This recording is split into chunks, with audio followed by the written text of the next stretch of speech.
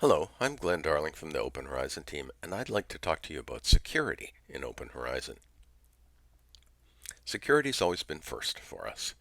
Originally, it was fully decentralized with autonomous, untrusted agents having restricted scopes of authority, so there's very low risk of systemic compromise. I'll be using this little icon to represent potential hackers as I talk about security today.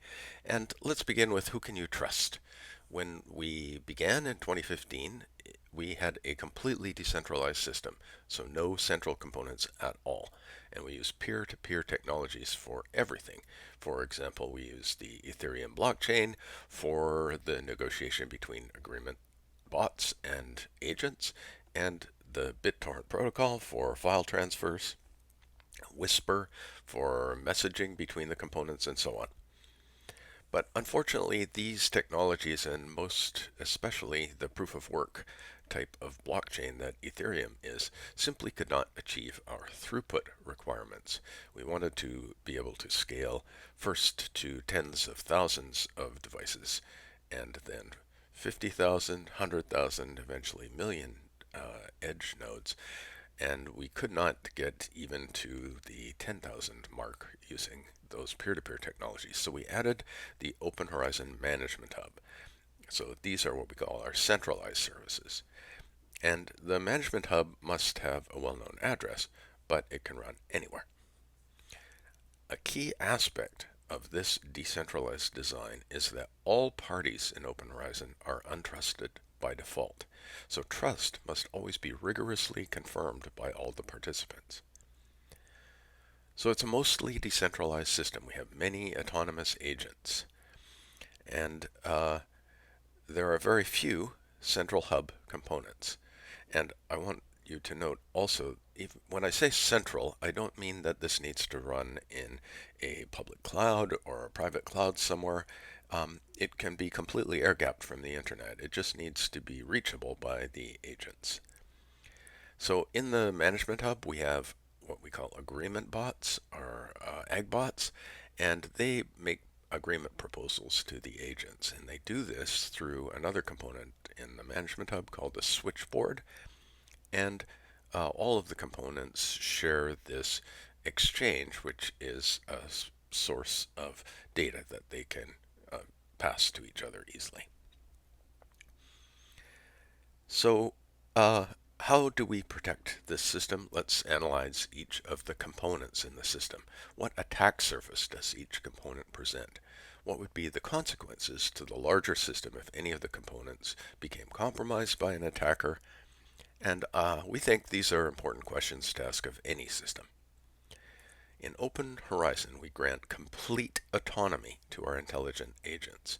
So each of them has authority only for their own node.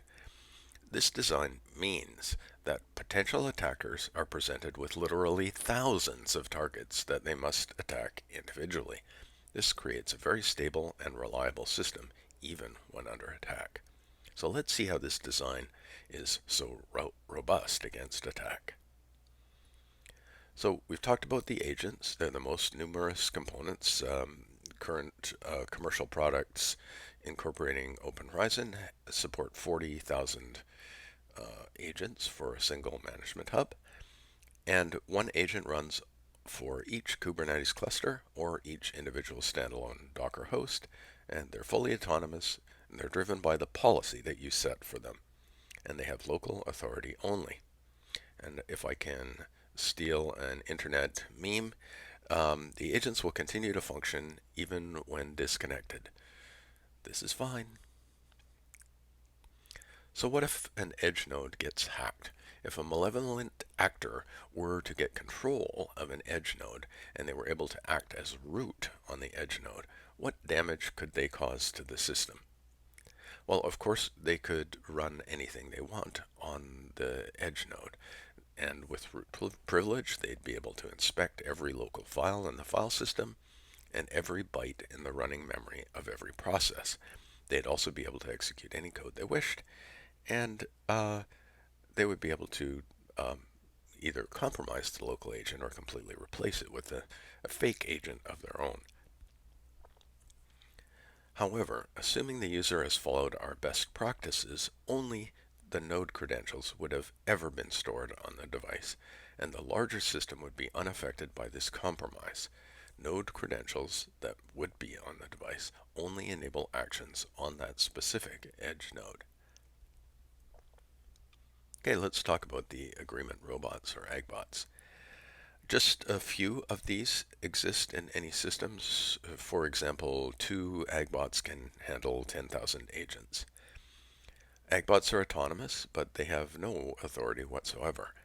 They propose agreements to the agents, and they collaborate with the agents to manage the software deployment onto the agent's edge nodes. So what happens if an agbot gets hacked? If a malevolent actor were to get control of an agbot, what damage could they cause to the larger system? Since agbots have no authority anywhere in the system, a compromised agbot can make malign proposals to the agents. However, agents act autonomously based on the policies that you set for them. They will not agree to proposals that violate their policies. Compromised agbots cannot compel agents to do anything. So even if the agbots are all compromised, the edge nodes and the larger system would be unaffected. Now let's talk about the switchboard. The switchboard is used by the agents and the agbots for communication. Switchboard is a blind mailbox service.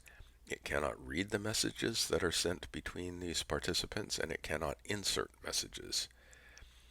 So what if the switchboard gets hacked? If a bad actor got control of the switchboard, what damage could they cause to the larger system? Well, agents and agbots communicate only through the switchboard. They're known to each other only by their asymmetric public keys. When they send messages to each other, these messages are always encrypted using a symmetric key that they independently derive from their asymmetric key pairs. So only the holders of those keys, and the switchboard does not hold either of the private keys, only the holders of those private keys can create or read the messages in that message stream that flows through the switchboard. So a compromised switchboard could prevent messaging, but it could not read any messages or insert any messages into the agent agbot conversations, and the larger system would be unaffected. Now let's talk about the exchange. Exchange is a front end for a shared database that's used by the agents and the agbots. The agbots use the exchange to discover agents when they join the system, and your developers and your operators can insert data into the exchange to encourage agents and agbots to act, to collaborate on the software deployment on their edge nodes. So what if the exchange gets hacked? If a bad actor got control of the exchange, what damage could they cause to the larger system?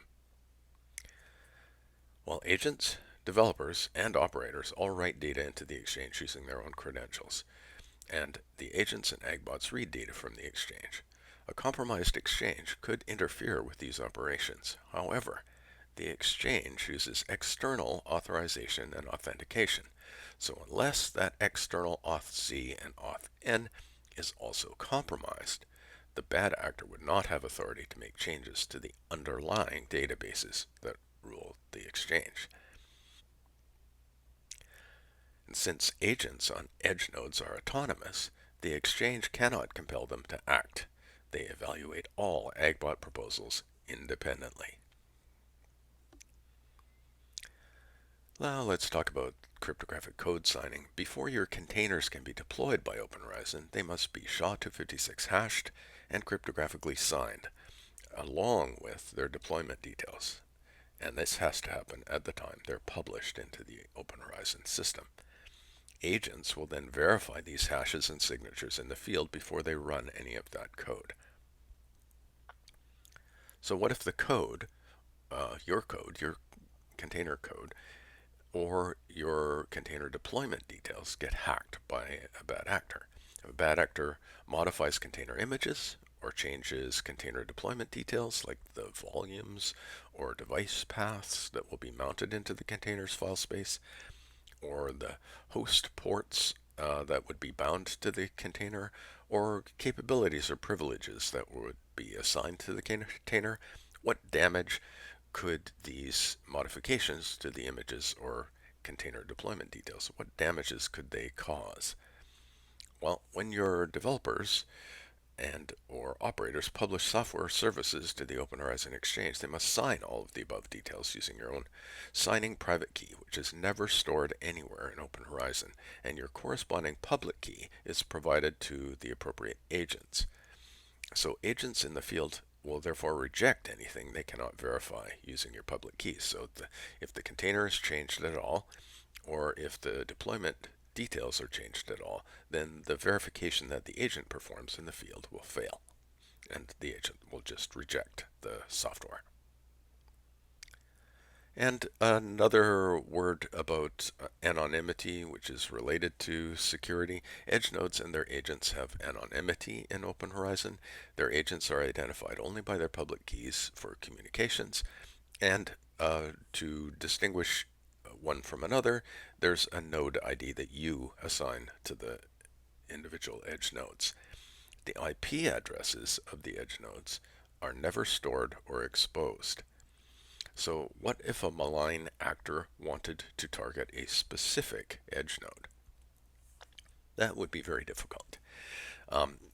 They'd be unable to find the edge node by location or IP address in Open Horizon, although the switchboard and the exchange do receive direct asynchronous REST requests from agents.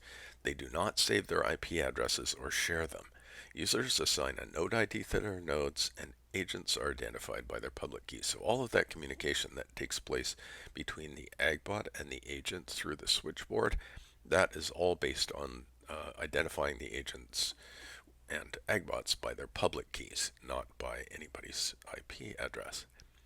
So without the user assigned node ID and the agent's public key, the edge node cannot be identified. And even further, even if those details became known, the agent continues to act autonomously and will reject bad proposals. Also, the bad actor could not spoof the node's agent without the node's credentials and the agent's private key. And a final word that regularly and prior to each release, formal security audits of Open Horizon are performed, including penetration testing. So let's review. Security has always been first and paramount design goal for Open Horizon. It's a mostly decentralized system. It was originally designed as a completely decentralized system. All participants are untrusted and must formally establish trust with each other. There are numerous agents, but they have only local authority for their nodes, so it presents a very wide attack surface, but attacks on each of those participants would have minimal effect. Agents act autonomously based on your policies, and no other components can compel an agent to violate these policies. Switchboards enable secure communications but cannot read or write insert messages into the communication streams. The exchange facilitates rendezvous and is a front end for a shared database with separate credentials. And the exchange relies on external auth-in and auth-c mechanisms that it does not store credentials for within Open Horizon. So all code and configuration is hashed and cryptographically signed. All of the code that you deploy using Open Horizon must be hashed and cryptographically signed. And this means that the agents can verify that before they run your code. And all of the participants are anonymous and known by public keys and your node IDs. If you wish to have some more information, there are several links provided here, and they're also in the description of the video. Hope you found this informative, and thank you for listening.